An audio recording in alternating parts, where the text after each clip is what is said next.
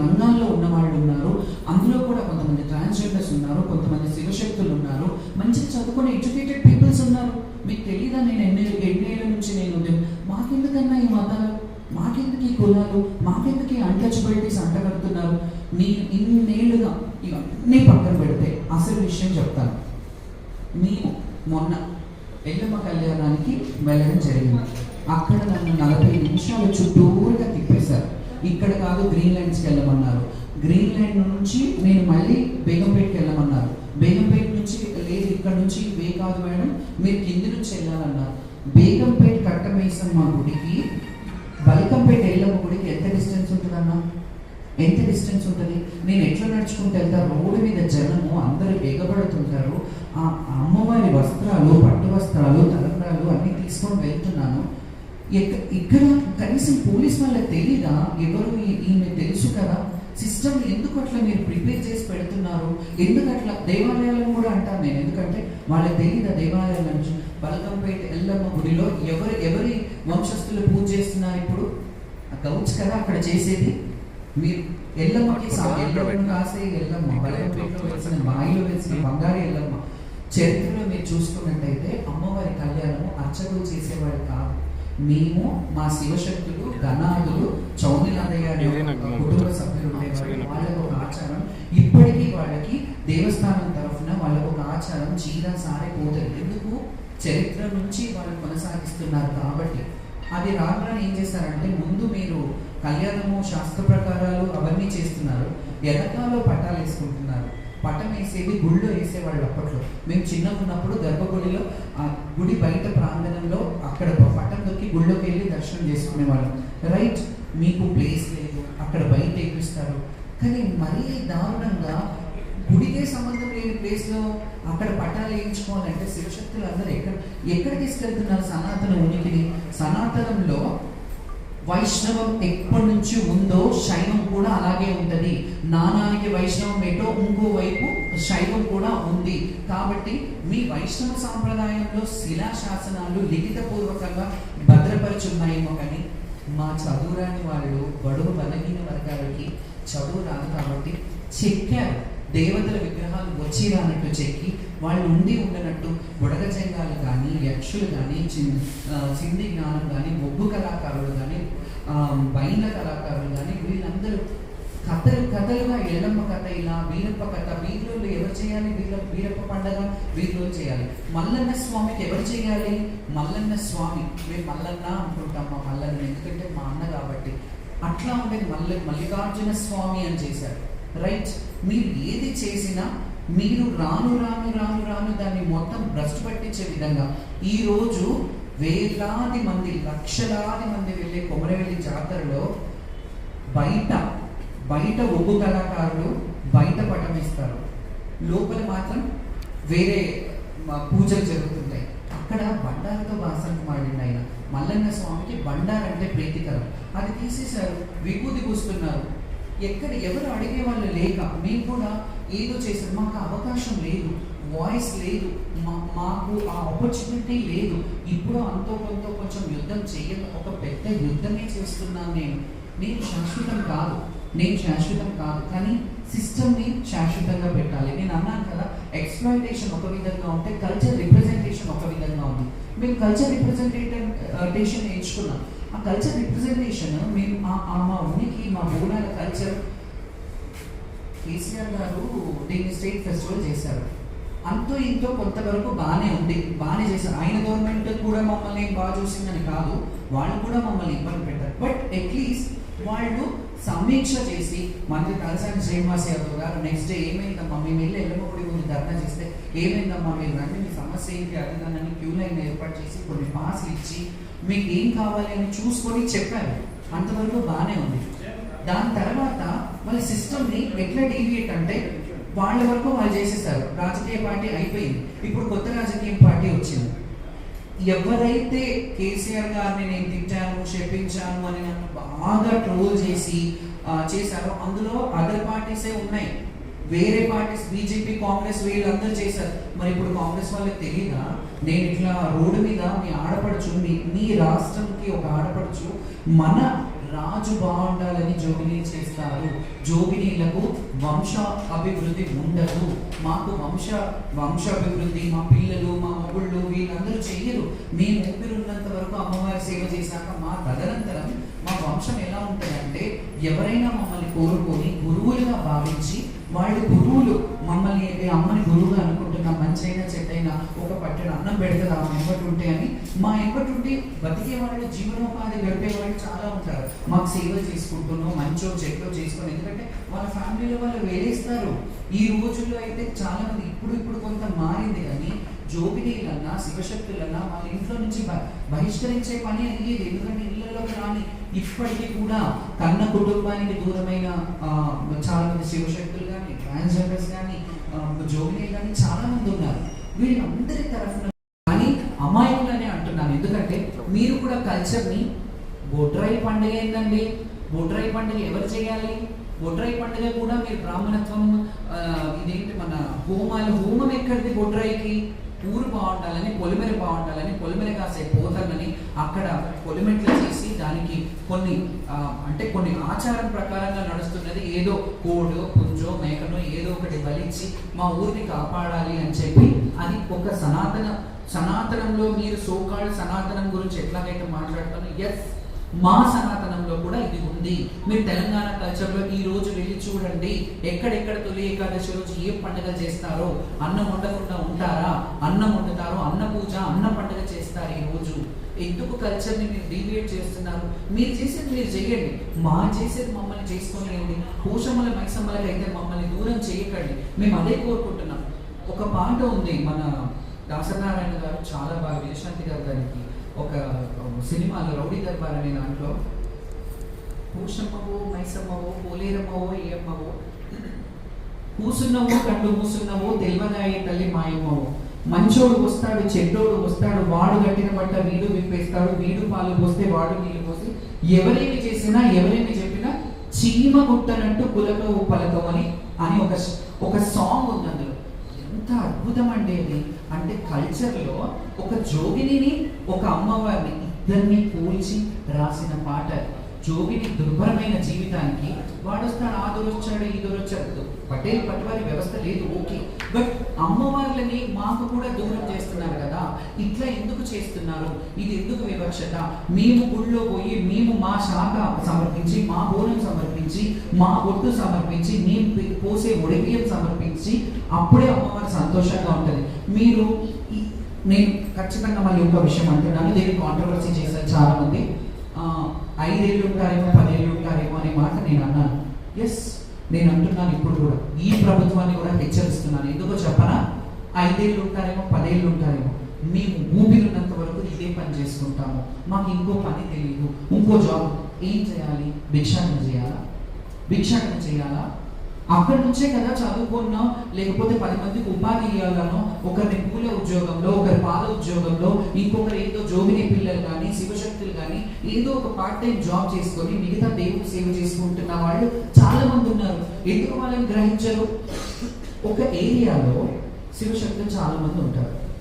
ఎందుకు మీరు శివశక్తుల ఏరియాలలో ఒక అమ్మవారి ఫండ్స్ అయితే తీసుకుంటారు కదా, ఆ ఏరియాకి ఆ శివశక్తిని మీరు ఒక గౌరవప్రదమైన లైఫ్ ఇచ్చి వాళ్ళని ఆహ్వానించి వీళ్ళని పిలుస్తారు ఏంటంటే, మీ ఏరియాకి కాపాడేది ఒక జోగిని, ఒక చంటి బిడ్డకి ఏమన్నా అవుతే, ఒక శివశక్తి పిల్లలకి ఏమన్నా అయితే దిష్టి తీస్తారు, జుట్టిర పోసి వాళ్ళకి దిష్టి తీస్తారు, దిష్టి మంత్రం వేస్తారు.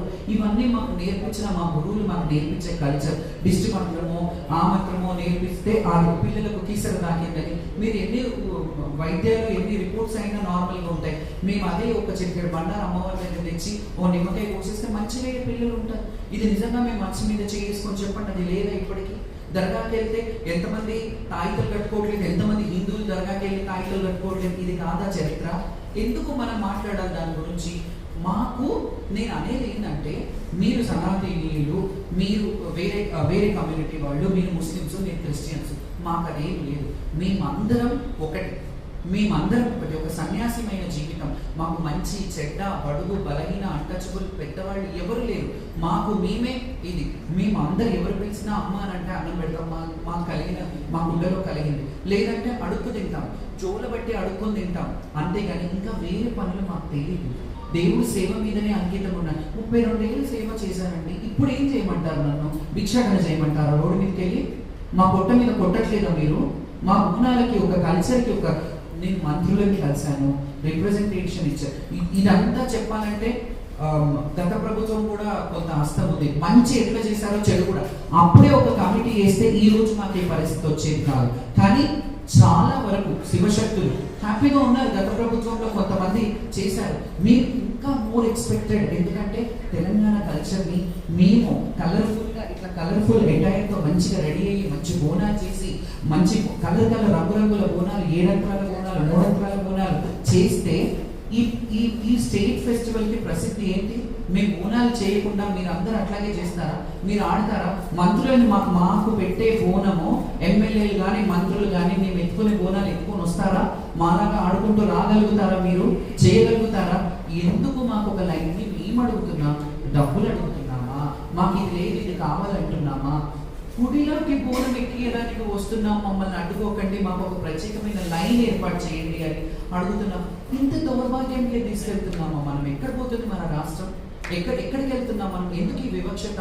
మేము ఇప్పుడు కూడా చెప్తున్నాను, ఇప్పటికైనా ఎప్పటికైనా కోపం ఉన్న దగ్గరే అన్నం ఉంటుంది. మేము ఒకవేళ కోపం చేసినా మీరు మార్చుకుంటారు, మీ పద్ధతి మార్చుకొని ఏదైనా మాకు సహకరిస్తారని మేము ఏమైనా కోపగిస్తాం. కానీ అమ్మకు బిడ్డల మీద కోపం లేదంటే మాకు కూడా మా వ్యవస్థ, మా జ్యోతిని వ్యవస్థ కోపంగా అంటే మీరు సర్దిపుచ్చుకోవాలి. మళ్ళీ మేము సామరస్యంగా ఒక కమిటీ వేసో ఒక మీటింగ్ వేసో ఇప్పుడు ఐఏఎస్లని ఐపీఎస్లని బోనాల పండుగ కమిటీలలో వేస్తారు.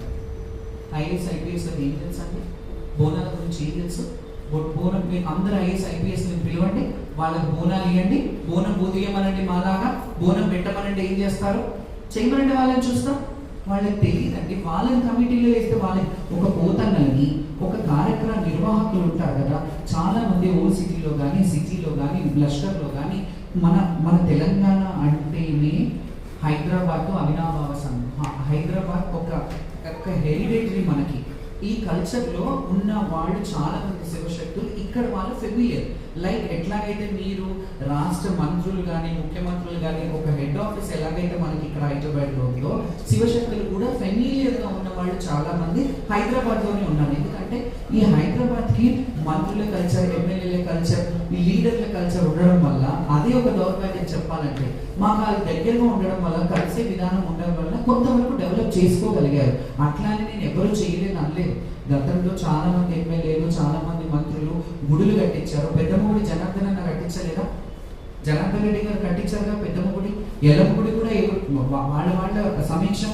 ఇవన్నీ అవుతున్నాక ఎందుకు మరి ఇంకా ఎక్కడ జాప్యం జరుగుతుంది? మేము చెప్తే కదా, ఒడిబియ్యం పోయండి, బోనాలు సమర్పించండి, బొట్లు ఎక్కియండి, మల్లన్నకు 5 కిలోల బండారు ఎక్కియండి అంటారు. ఆ బండారు తీసుకో. సమ్మక్క సారక్క గిరిజన దేవత, ఆమె దగ్గర కూడా కొంత ట్రై చేశారు వెళ్ళి, అక్కడ కూడా చేద్దామని. కానీ వాళ్ళు ఒప్పుకోలేదు. అది అలా ఉండాలి. ఎందుకంటే గ్రామాల్లో కట్టుబాట్లు ఆ చేసే విధానం అలాగే ఉండాలి. అది మన రాష్ట్రానికి మంచిది. ఇంకొక చెప్తున్నాను, మహంకాళి అమ్మవారి చుట్టూ చాలా రాజకీయం చాలా రోజులుగా నడుస్తుంది. చాలా ముఖ్యమంత్రులు వచ్చి ఎర్లీ మార్నింగ్, ఎన్టీఆర్ గారు ఉన్నప్పుడు ఎర్లీ మార్నింగ్ 3ంటికి ఆయన బోనం సమర్పించడానికి వచ్చేవారు. ప్రతి ఒక్క రాజకీయ నాయకుడు అక్కడికి. ఎందుకంటే రాజ్యాధికారం ఎక్కడ ఉంటుంది అంటే ఒక అమ్మవారు 200 సంవత్సరాల చరిత్ర కలిగిన గడ్డ మీద, అంటే మన నగర నడిబొడ్డులో ఆ అమ్మవారు ఉంది. అమ్మవారి చరిత్ర మీకు ఏం తెలుసు? మహంకాళి. ప్రజలు కూడా ఇది బాగా, జనాలు కూడా, మన తెలంగాణ వాళ్ళే కాదు యావత్ పక్క రాష్ట్రాల నుంచి కూడా వచ్చే వాళ్ళకి నా విజ్ఞప్తి ఒకటి చెప్తాను. మీకు అసలు మహంకాళి గురించి ఏం తెలుసు? నేను కొట్లాడుతున్నాను కదా, నా కొట్లాటనే తెలుస్తుంది, నా ఆవేదననే తెలుస్తుంది. కానీ మీకు చరిత్ర గురించి ఏం తెలుసు? అక్కడ గద్దర్లు వేసినప్పుడు అమ్మవారిని తెచ్చారు. ఆ సూర్యుడి అబ్బాయి గారు అక్కడికి వెళ్ళారు. ఉజ్జయిన్ నుంచి ఆయన మిలిటరీ జాబ్ తెచ్చారు, అక్కడి నుంచి తెచ్చారు. ఇక్కడ వరకు తెలుసు. కానీ అక్కడ ఉజ్జయిన్లో శక్తిపీఠం నుంచి వచ్చిన అమ్మవారు, అక్కడి నుంచి పెట్టిన అంశ ఇక్కడ పెట్టారు కదా. ఉపదేవత ఉంది కదా అక్కడ, మాణిక్యాలమ్మ దేవి. అక్కడ ఇద్దరు సమేతంగా ఉన్నారు. కానీ మీకు తెలియని విషయం ఏంటంటే, అందరూ మహంకాళిని చూసుకొని దర్శనం చేసుకొని వెళ్ళిపోతారు. మీకు తెలియదు ఏంటంటే, మహంకాళి అమ్మవారికి డైరెక్ట్గా మాతంగేశ్వరి అనే దేవాలయం ఉంటుంది. అక్కడే బోనాలు ఇప్పుడు మనం తీసుకెళ్లే బోనాలన్నీ ఆ అమ్మవారికి సమర్పణ. ఆమె ఎవరో తెలుసా? మాతంగి ఎవరు? మతంగ మహాముని ఎవరు? మాతంగి ఎవరు? మాదిగల దేవత. అక్కడ ఎవరు పూజ చేస్తారో తెలుసా మీకు? ఇప్పటికీ ఆ కమ్యూనిటీ వాళ్ళే అక్కడ పూజలు చేస్తారు. ఇప్పటికీ వాళ్ళ వతన్ అక్కడే ఉంది. 3-4 వాళ్ళ పిడిలు ఉంటాయి. మార్చి ఒక సంవత్సరం ఇప్పటికీ కొనసాగుతుంది. అక్కడ వాళ్ళ దేవాలయానికి నిధులు ఇస్తారా మీరు? ఆ గుడికి డెవలప్ చేస్తారా మీరు? ఆ గుడికి ఏమన్నా బంగారు వడ్డానాలు, బంగారు చీరలు, సారీలు పెట్టారా ఎప్పుడైనా? పెట్టలేదు కదా. ఎందుకంటే మీరే అర్థం చేసుకోండి. ఇంకా నేను ఇప్పుడు అంటున్నానంటే అందరికీ కోపం వస్తుంది, కానీ అమ్మవారు ఉపదేవతలుగా, అమ్మవారు స్త్రీ శక్తిపీఠం, శక్తి రూపంగా ఎక్కడైతే ఉందో ఈ అమ్మవారు ఉంటే మినిస్టర్ అంటే ఒక మంత్రి లాగా మాతంగేశ్వరి ముందుంటుంది. మాతంగి అంటే రాజశ్యామల దశమహావిద్యలో. మళ్ళీ ఇక్కడ తిరిగి వస్తే కాళీ ఉపాసకులు ఎవరైతే ఉంటారో వాళ్ళకి దశమహావిద్యల గురించి తెలుసు. అందులో కాళీ ప్రస్తావన ఉంది కదా. కాళీకి అక్కడ ఏం చేసి దున్నపోతులు బలిచ్చేవారు కదా, అప్పట్లో బలిచ్చేవారు. అక్కడ పెట్టిందే అమ్మవారిని. సరే, ఇప్పుడు మార్చేశారు. ఓకే, మీరు ఏం ఆలోచించి మాకు చదువు రానివాడు అంటే మీ కాదు, మా పూర్వీకులు చదువు రాని వాళ్ళు, స్వాములు అయ్యగారు ఏం చెప్తే అది విన్నారు, ఫైన్, అది కూడా యాక్సెప్ట్ చేస్తున్నాం కదా. కానీ అవివాహిత మహిళ ఒక జోగిని, మాతంగి అంటేనే అమ్మవారు ఊరి మీద ఉండే దేవత, గ్రామ దేవత, 3వ నేత్రం కల అమ్మవారు. ఆమె బుధగ్రహానికి సంబంధించిన అమ్మవారు. మీరు మహంకాళి ప్రసంగం ఎంత చేసుకుంటారో దయచేసి భక్తులందరూ అక్కడ కూడా ఒకసారి అమ్మవారిని దర్శించుకోండి. అక్కడ కూడా చాలా మహిమాన్వితమైన అమ్మవారు. బుధగ్రహం అంటే మీ అందరికీ, నేను వేదాలు చదువుకున్న పండితులు కాదు, నాకు నా అమ్మవారి గురించి నేను లిటరేచర్ చేశాను కాబట్టి, మాతంగి గురించి లిటరేచర్ చేశాను కాబట్టి, ఒక జోగిని గురించి చేశాను కాబట్టి ఈ విషయం చెప్పగలుగుతున్నాను. ఆమెకి సంబంధించిన రాజశ్యామల అంటే మీకు రాజశ్యామల అమ్మవారి రూపం అంతా నీలిమేఘ శ్యామ వర్ణంలో ఉంటుంది. అమ్మవారు వీణ పట్టుకొని ఉంటుంది. వీణకు మనకు సరస్వతి ఆకారంలోనే కనిపిస్తుంది. ఆమె సౌమ్యంగా తెల్లగా ఉండే అమ్మవారు, తెల్ల చీర కట్టుకొని ఉంటుంది. ఈమె నీలవర్ణంలో ఉంటుంది. అంటే ఈమె శక్తికి ప్రతీక. ఈ శక్తిని, ఆ శక్తియే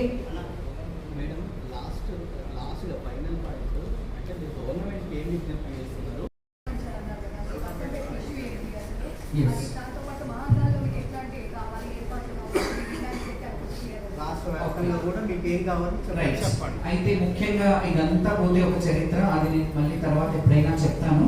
కానీ ఇప్పుడు అసలు మేము ప్రెస్ మీట్ పెట్టడానికి కారణం ఏంటంటే, మా శివశక్తులకు కానీ జోగినీలకు కానీ మొన్న అయిన బలకంపేట ఎల్లమ్మ కళ్యాణంలో అవమానం జరిగిందా, ఇక్కడ చాలా మంది జోగినీలను బాగా కొట్టారు, కొట్టి లాఠీచార్జ్ చేశారు, పోతురాజులను కొట్టారు. పోలీసులే రథం ఊరేగింపు చేశారు. ఆ రథం ముందు ఒకప్పుడు కొబ్బరికాయ కొట్టి జోగాట ఆడి పక్కకు జరిగిపోతే ఆ రథం తీసుకెళ్లేవారు. ఇప్పుడు అక్కడ తమిళ భాష లేదు, వాయిద్యాలు లేవు, ఏం లేదు, పోలీస్ వాళ్ళే తీసుకెళ్తున్నారు. రైట్, మీరు అట్లాగే చేయండి. మమ్మల్ని కూడా ఆపేస్తున్నారు. మా ఒడిబియ్యం అమ్మవారి కళ్యాణంలో ఆ చీర అమ్మవారి ఒడిమి వేసి ఒకటి ఉండేది, అది కూడా లాగేసుకున్నారు. ఇప్పుడు మేము ఏం డిమాండ్ చేస్తున్నామంటే, ఎందుకు ఈ వివక్షత? గవర్నమెంట్ అఫీషియల్గా ఇంత జరిగినాక కూడా ఎందుకు ఒక ప్రెస్ మీట్ పెట్టి మీకు ఏం కావాలి, లేకపోతే ఒక సమీక్ష నిర్వహించి ఒక మీటింగ్ పెట్టి, మీటింగ్లు చాలా పెట్టారు. ఇక మేము మీటింగ్లు ఇవన్నీ వేస్ట్. మేము ఒకటే నిర్ణయించుకున్నాం ఏంటంటే, ఈ సంవత్సరం అక్కడ జరిగిన అవమానానికి బలకంపేట కానీ, మహంకాళి కానీ, గోల్కొండలో కానీ బోనాలు మాతోనే, మీ అందరికీ తెలుసు కదా, బోనం అంటేనే మేమందరం సామూహికంగా ఇక్కడ ఉన్న వాళ్ళందరి నిర్ణయం ప్రకారమే మేము ఈ సంవత్సరం మహంకాళి టెంపుల్కి బోనాలు తీసుకురావట్లేదు. ఎప్పుడైతే ప్రభుత్వం దిగొచ్చి మా విషయాలు, మా విన్నపాలు మన్నిస్తారో, మా నీడ్స్ ఏమున్నాయో, మా కోరికలు ఏమున్నాయో, మాకేం కావాలనుకుంటున్నామో అవి అడిగి మీరు తెలుసుకొని మీరు జాతర నిర్వర్తిస్తేనే మేము రాగలుగుతాము. శ్యామలకు ఒకదానికి గ్రీన్ కార్పెట్ వేసి మిగతా వాళ్ళని ఇబ్బంది పెడతానంటే నేను ఒప్పుకోను. చెప్పాను అట్లా కూడా. డీసీపీ గారు నన్ను కూర్చోబెట్టి మాట్లాడారు, మీకు ఒక లైన్ ఇస్తాము, మీకు ఒక స్పెషల్ ఇది ఇస్తాము, టైం ఇవ్వమన్నారు. టైం 1 to 3 అంటారు. టైం ఎందుకు ఇవ్వాలి? మేము టైం ఎట్లా కుదురుతుంది? మాకు టైం పాసిబుల్. వరంగల్ నుంచి వస్తారు, మహారాష్ట్ర నుంచి వస్తారు, వాళ్ళకి బస్సులు రావాలి, ట్రాఫిక్లో ఇబ్బందులు పడతారు. 1 to 3 అనగానే అయిపోతుంది. ఇంకా మీకు ఇచ్చిన టైం అయిపోయింది. ఎక్స్క్యూజ్ మీ, మీకు ఇచ్చిన టైం అయిపోయిందని చెప్పి మీరు మమ్మల్ని రానివ్వకపోతే ఎట్లా? మాకు కూడా టైం ఇవ్వండి. టైం ఏంటి టైం? మీరు విఐపీలకి, మంత్రులకి, మినిస్టర్లకి వాళ్ళందరికీ టైం కేటాయించండి. వాళ్ళని పొద్దున్న నుంచి 10:30, 11 లోపు వాళ్ళని వచ్చి మన డైలీ వచ్చిన లైన్లో రమ్మనండి. తర్వాత మాకు టైం ఇచ్చి మాకు వివక్షత చూపించడం ఏంటి? మా బోనాల లైన్ని ప్రత్యేకంగా ఏర్పాటు చేయాలి. ఇంకొకటి, మొన్న పోతురాజులని మా శివశక్తులను కొట్టినందుకు మేము దీని మీద చాలా మనస్తాపం చెంది ఈ ఇబ్బందులు ఇంకా మేము కొనసాగించలేము, మా వాళ్ళు శపిస్తున్నారు అనే వీడియోలు చాలా ట్రోల్ అవుతున్నాయి. ఎందుకు చేస్తామండి? మాకు మీ మీద ఏమైనా పర్సనల్ గ్రడ్జా? ఇది కాకపోతే ఇంకొకటి అని అనుకుంటాము. వీడు బాగా చూడకపోతే బాగా చూసే వాళ్ళు ఎప్పుడు వస్తారో మమ్మల్ని తీసుకెళ్లి ఓటు చేయిస్తారని వెయిట్ చేస్తాం. మేము ప్రభుత్వం ఇప్పటికైనా దిగొచ్చి మాకు ఒక ప్రత్యేక క్యూ లైన్ ఏర్పాటు చేసి, సీనియర్స్ ఎవరైతే ఉన్నారో, ఇప్పుడు మేము చాలా ఏళ్ళుగా చేస్తున్నాం, అన్ని తెలంగాణలో ఉన్న దేవాలయాలకి ఐడి కార్డ్స్ ఇష్యూ చేయండి. ఆ ఐడి కార్డ్ సీనియర్లు ఉన్న వాళ్ళందరికీ ఇవ్వమని అనట్లేదు. లక్షలాది మంది ఉన్నారు. అలా అంటే ఎవరైతే కల్చర్ రిప్రజెంటేటివ్స్ ఉన్నారో, ఎక్కడ ఎవరిదైతే అవసరం ఉందో వాళ్ళకు ఒక పాస్ ఇష్యూ చేయండి. ఒక గుడికి మేము భద్రాచలంలో మేము రాముల వారి కళ్యాణం చేస్తామని వెళ్ళి అడగట్లేదండి. మా కాలమ్మకు ఎల్లమ్మకి బోనం ఇస్తామని అడుగుతున్నాం. మా రైట్ ఇది. మాకు చేయనివ్వండి. మీరు ముఖ్యమంత్రి గారు, నా రిక్వెస్ట్, మేము గతంలో కొన్ని ఇబ్బందులు జరిగిన వాటికి వాస్తవమే, కానీ ఇప్పుడు ఇంకా బాగా చేస్తారు అని మేము చాలా వేగాలతో ఎదురు చూసాం. కానీ ఎవ్వరు కూడా, కన్సర్న్ మినిస్టర్లు కూడా ఎప్పుడు ఒక ప్రెస్ మీట్ పెట్టి లోపల నన్ను పిలిచి మాట్లాడతారా అయిపోతుంది. మీరు ఎందుకు అఫీషియల్గా ప్రెస్ మీట్ పెట్టి చెప్పట్లేదు? శివశక్తులకు ఒక క్యూ లైన్ పెడతాము, సీనియర్స్కి ఒక ఎండోమెంటల్ డిపార్ట్మెంట్ ఎందుకు వేయరండి? గుళ్ళల్లో మమ్మల్ని కూడా మెంబర్స్ వేయండి, మా శివశక్తులను కూడా మెంబర్స్ని చేయండి. మాకు కూడా రైట్ ఉంది కదా, మేము సేవ చేస్తున్నాం కదా. సీతక్క గారు గతంలో అసెంబ్లీలో మాట్లాడారు. ఏమని? బోనాలు మోజామిజంలకు వీళ్ళకి ఇచ్చే వృత్తి కానీ, అర్చకులకి ఇచ్చే వృత్తి కానీ మా శివశక్తులకి, పోతన్నలకి ఇవ్వమని అడిగారు ఆవిడ. మీరు ఆ వీడియో చూసుకోండి, అసెంబ్లీలో మాట్లాడారు. బోనాల కల్చర్ వచ్చాక ఎందుకు మర్చిపోతున్నారు? అది కల్చర్ని ముందే కొంచెం, అంటే ఇట్లా మీరు మాట్లాడిన మాటలు మీకైతే తెలిసి ఉంటుంది కదా, మీరు దాన్ని ఎందుకు ముందుకు తీసుకెళ్ళట్లేదు? శివశక్తుల పెన్షన్ ఇవ్వమన్నారు, వృద్ధులకి ఇవ్వండి. 50 ఏళ్ళ పైన పడిన శివశక్తులు ఎవరైనా ఉంటే వాళ్ళకి ఇవ్వండి. శివశక్తులకి గౌరవప్రదమైన జీవితం గడపాలని అనుకుంటారు. ఆ ఏరియాలో, ఏ ఎమ్మెల్యే ఏరియాలో ఏ గుడి ఉంటుందో ఆ గుడిలో నిధిలో నుంచి సంవత్సరానికి ఒకసారి, సంవత్సరానికి ఒక్క రోజు ఒక జాకెట్ పట్టి ఒక పుడక ఇవ్వండి మా శివశక్తులకి. గౌరవంగా ఒక షాల్ వేసి సత్కరించండి. వాళ్ళ బోనం వస్తున్నప్పుడు మీరు వెల్కమ్ చేయండి. మీరు మినిస్టర్లకు ఎట్లాగైతే చేస్తారో వాళ్ళకి వెల్కమ్ చేయండి. పోతురాజులను కొడతారండి? ఇప్పటి వరకు ఎప్పుడైనా పోతురాజులను కొట్టే కల్చర్ ఉందా? మేము పోతురాజుల్లో, శివశక్తుల్లో కూడా మీరు అంటారు వాళ్ళలో కూడా కొంత మిస్బిహేవ్ చేస్తున్నారు అనేది ఉంది రైట్. కానీ మీరు అఫీషియల్ గా ఇలా చేయొద్దు. ఒక కమిటీ ఉంది, మీరే వేయండి కమిటీ. మీ ఇష్టం ఉన్న వాళ్ళని వేసుకోండి, మమ్మల్ని ఏమని అనట్లేదు. మీకు ఐడియా ఉన్న వాళ్ళతో పిలిపించిన వాళ్ళని ఒక కమిటీ వేయండి. కానీ అట్లీస్ట్ మా వాయిస్ వాళ్ళ వరకు వెళ్ళేలాగా చేయండి. మీ దగ్గర పెట్టుకోండి. మేము ఆడపడుచున్నాం, మీరు బాగుండాలి, రాజు బాగుంటే రాజ్యం బాగుంటుంది అని కోరుకునే వాళ్ళం. మీ బోనాలు చేసినా, మీ బొట్లు సమర్పించినా మా పిల్ల జల్లలకు కాదండి, రాష్ట్రం బాగుండాలని చేసే విధానాన్ని మీరు ఒక దృష్టి పెట్టుకొని దీనికి ఒక స్పెషల్ కేటగిరీ కింద ఇది చేసి, సీఎం గారు గతంలో ట్రాన్స్జెండర్కి కానీ, జోగినీకి కానీ ఎమ్మెల్సీ ఇస్తానన్నారు కదా. అయ్యా, చాలా మంది ఉన్నారు. చంద్రముఖి ట్రాన్స్జెండర్ కమ్యూనిటీ గురించి మాట్లాడుతుంది, వరంగల్ లైలా ట్రాన్స్జెండర్ కమ్యూనిటీ గురించి వాళ్ళని తీసుకోండి అయ్యా. ఆంగ్లో ఇండియన్స్ వద్దు, మీ ట్రాన్స్జెండర్స్కి ఇస్తామన్నారు కదా. ఆలోచించండి. చదువుకున్న వాళ్ళు చాలా మంది. నేను అంటున్నాను కదా, మాకు ఏమీ అవసరం లేదు. మేము గుడికి వెళ్తా అంటే మాకు ఈ పర్సన్ ఉంది కదా, ఎక్కడో వరంగల్ నుంచి వచ్చారు, అక్కడ వాళ్ళు వచ్చారు కదా, వీళ్ళని పెట్టండి. మేము అవసరం లేదు. వాళ్ళ దగ్గరికి వెళ్ళి రిక్వెస్ట్ చేస్తాం, మాకు ఇది కావాలి, మాకు ఈ గుడికి వెళ్ళాలి, మీరు వాళ్ళకి పాసులు ఇవ్వండి. విఐపి పాసులు అన్ని గుళ్ళల్లో ఎవరెవరికి ఇస్తారండి?